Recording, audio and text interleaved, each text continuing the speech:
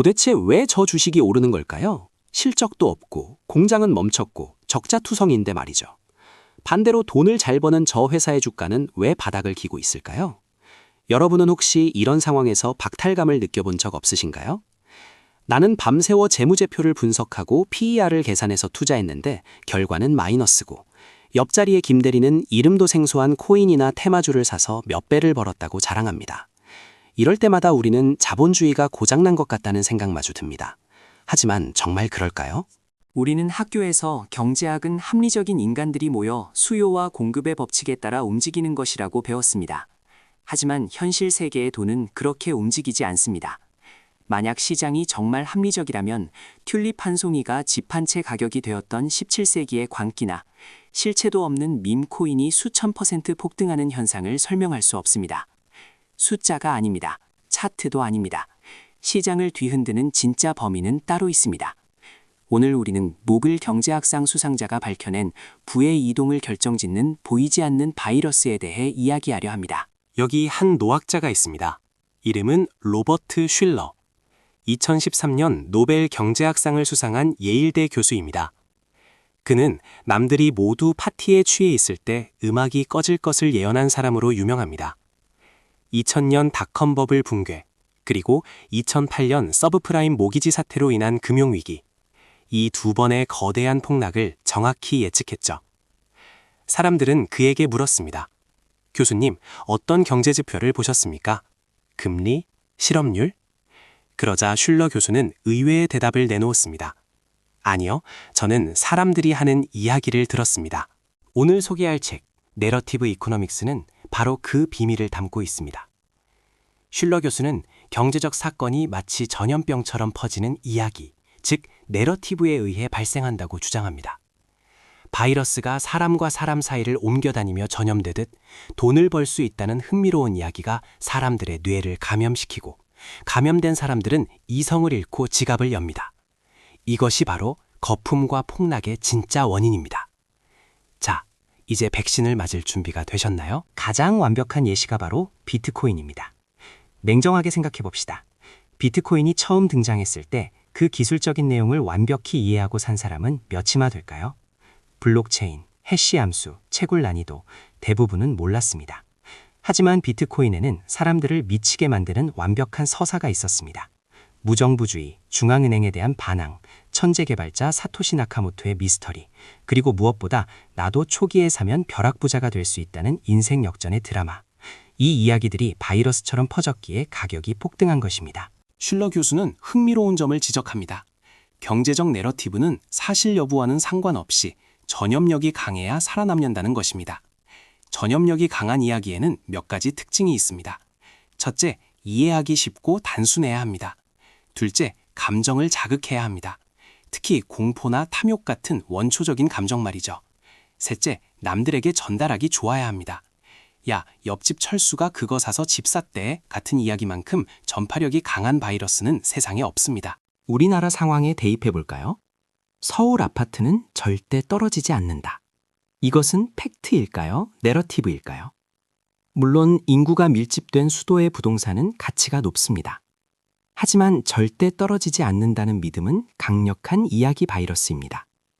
과거 가격이 올랐다는 사실에 좁은 국토라는 지리적 특성, 그리고 내 집 마련의 꿈이라는 감정이 결합되어 그 어떤 악재에도 흔들리지 않는 종교 같은 믿음을 만들어냅니다.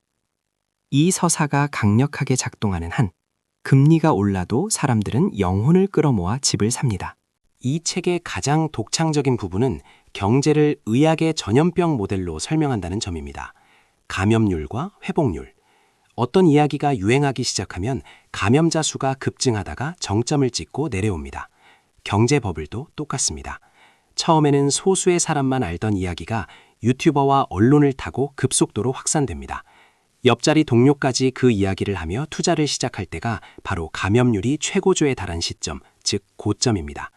그리고 더 이상 감염될 사람이 없게 되면 이야기는 힘을 잃고 가격은 폭락합니다. 반대로 공포의 이야기 또한 바이러스처럼 퍼집니다. 1929년 대공황 당시 경제지표가 나빠지기 전에 먼저 퍼진 것은 비관적인 내러티브였습니다. 이제 경기는 끝났다. 검소하게 살지 않으면 굶어 죽는다는 이야기가 퍼지자 사람들은 지갑을 닫아버렸습니다. 실제로 돈이 없는 게 아니라 소비를 죄악시하는 분위기가 전염된 것이죠. 이처럼 대중의 집단적인 기분, 즉 멘탈리티가 실물 경제를 파괴해버린 것입니다. 쉴러 교수는 이것을 경제적 자기실현적 예언이라고 부릅니다. 중요한 건 진실이 항상 이기는 건 아니라는 사실입니다. 거짓 뉴스나 과장된 정보라도 스토리가 매력적이면 진실보다 훨씬 빠르고 넓게 퍼집니다. 여러분이 투자한 그 회사의 기술력보다 그 회사가 세상을 바꿀 것이라는 과장된 소문이 주가를 10배로 만듭니다. 우리는 투자를 할 때 이 기업의 가치가 진짜인지 아닌지를 따지지만 단기적으로 가격을 결정하는 건 그 가치가 아니라 그 기업을 둘러싼 이야기가 얼마나 널리 퍼져 있느냐입니다. 과거에는 이야기가 퍼지는데 시간이 걸렸습니다. 신문, 라디오, TV를 거쳐야 했으니까요. 하지만 지금은 어떤가요? 스마트폰과 SNS 덕분에 이야기의 전염 속도는 빛의 속도에 가까워졌습니다. 일론 머스크가 트윗 하나를 올리면 전 세계 코인 시장이 요동칩니다. 유튜브 썸네일 하나가 수만 명의 매수 버튼을 누르게 만듭니다. 이는 우리가 과거보다 훨씬 더 변동성이 크고 위험한 내러티브 과잉 시대에 살고 있음을 의미합니다. 그렇다면 우리는 이 위험한 세상에서 어떻게 부자가 될 수 있을까요? 슐러 교수의 조언은 명확합니다. 내러티브를 사냥하라는 것입니다. 남들이 숫자에 매몰되어 있을 때 여러분은 사람들이 무슨 이야기를 하는지 귀를 기울여야 합니다. 술자리에서, 택시 안에서, 온라인 커뮤니티에서 어떤 단어가 반복적으로 들리는지 관찰하세요. 새로운 이야기가 탄생하고 그것이 전염되기 시작하는 초기 단계인지를 파악해야 합니다. 특히 주의해야 할 것은 인간의 본성을 자극하는 이야기입니다. 부자들은 우리의 결핍을 건드리는 서사를 기가 막히게 만들어냅니다. 너만 뒤처지고 있어. 지금이 마지막 기회야. 같은 이야기들 말이죠. 이런 이야기에 감염되어 공포감의 매수 버튼을 누르려 할 때 잠깐 멈추세요. 내가 지금 기업의 가치를 사는 것인가? 아니면 유행하는 이야기를 비싼 값에 사고 있는 것인가? 스스로에게 물어봐야 합니다. 모든 전염병이 결국 종식되듯 모든 경제 내러티브도 결국 끝이 납니다. 아무리 강력한 신화도 시간이 지나면 진부해지고 새로운 자극적인 이야기에 자리를 내어줍니다. 영원할 것 같았던 닷컴 버블의 인터넷 혁명 이야기도 결국 수익성이라는 현실의 벽 앞에서 무너졌습니다. 부자들은 이야기가 정점에 달해 모두가 환호할 때 조용히 파티장을 빠져나옵니다. 반면 대중은 이야기가 끝난 줄도 모르고 붙들고 있다가 설거지를 당하게 되죠. 오해하지 마세요. 슐러 교수는 데이터를 무시하라고 한 게 아닙니다. 데이터라는 뼈대 위에 이야기라는 살을 입혀서 전체를 보라는 것입니다. 수치적으로 저평가되어 있는데 사람들의 관심까지 끌기 시작한 새로운 이야기가 있는 곳, 바로 그곳이 10배거, 즉 10배 수익이 터지는 지점입니다. 반대로 수치는 엉망인데 이야기만 화려하다면 그건 시한폭탄입니다. 이 두 가지를 구분하는 눈을 기르는 것이 바로 경제적 자유로 가는 지름길입니다. 부자가 되고 싶으신가요? 그렇다면 세상이 들려주는 이야기에 휩쓸리는 피해자가 되지 마세요. 대신 이야기의 흐름을 읽고 그 파도 위에 올라타는 서퍼가 되십시오. 경제는 차가운 숫자가 아니라 뜨거운 인간의 이야기로 움직입니다.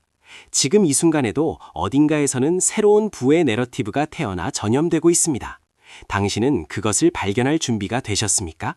오늘부터 귀를 열고 진짜 돈이 되는 이야기를 찾아내시길 바랍니다. 오늘 영상이 유익했다면 구독과 좋아요를 눌러주세요.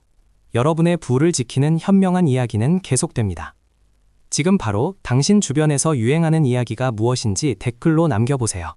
그것이 기회일지 거품일지 함께 고민해 봅시다. 감사합니다.